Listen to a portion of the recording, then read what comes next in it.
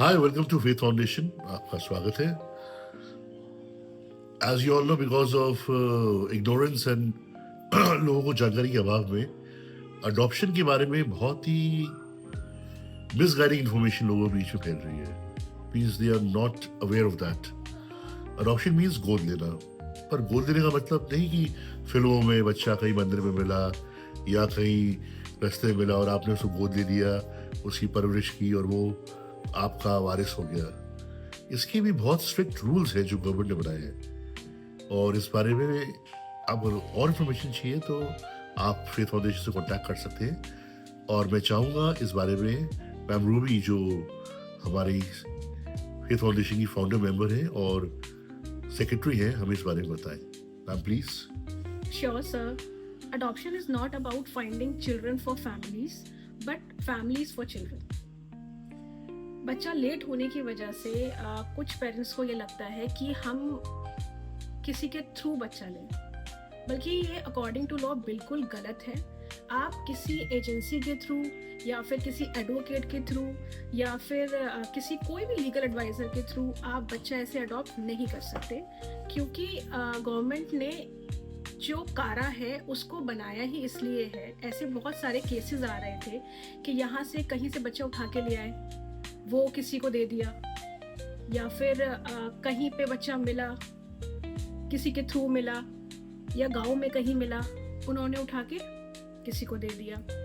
तो कारा का बनाने का रीज़न ही यही था कि जो प्रॉब्लम्स जो अवेयर नहीं है वो लोग फेस कर रहे हैं, वो लोग उस चीज़ को फेस ना करें। तो कारा ने एक वेबसाइट बनाई जो कि गवर्नमेंट ऑफ इंडिया के लिए एज नोडल काम कर रही है।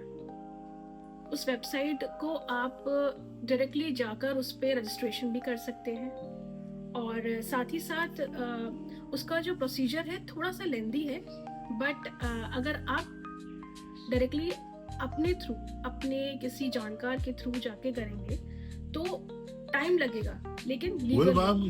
मैं आपसे बस पूछना चाहूँगा कि एक्चुअली होता क्या है कि जैसे इन केस कोई कपल्स पेरेंट्स बच्चे को अडॉप्ट करते हैं और आगे चल के उनका खुद का बायोलॉजिकल बेबी हो जाता है, तो क्या चांसेस है कि वो पे भेदभाव डिस्क्रिमिनेशन नहीं होगा, और क्या ऐसा होता है, और इस बारे में क्या क्या रूल्स हैं जिससे उस बच्चे का भविष्य प्रोटेक्ट कर सकते हैं?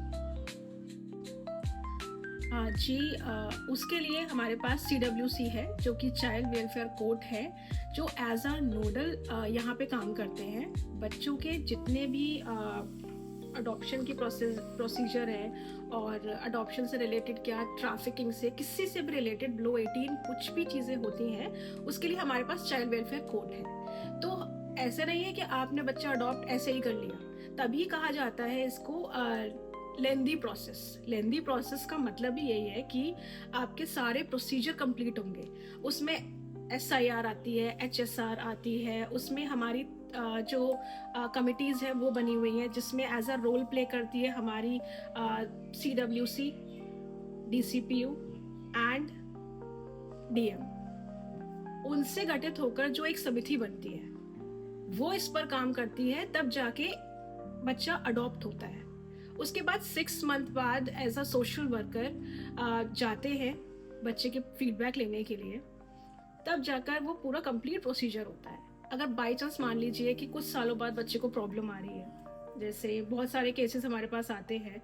1994 में बच्ची अडॉप्ट हुई थी, फिर उसके बाद प्रॉपर्टीज से रिलेटेड बहुत सारे केसेस आए, तो यहाँ पे CWC बैठी हुई है आपके लिए।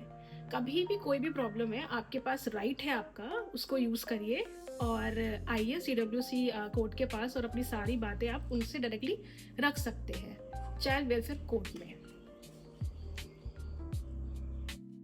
और भी एडॉप्शन से रिलेटेड जो भी आपके मन में जिज्ञासा है या जो भी क्वेरीज हैं, you can ask us on और DM us on faith foundation Instagram page, या आप हमसे कांटेक्ट कर सकते हैं, और हम इसका आपको लीगली जो एक वाजिब रास्ता है, वो द लीगल वे हम आपको बताएंगे।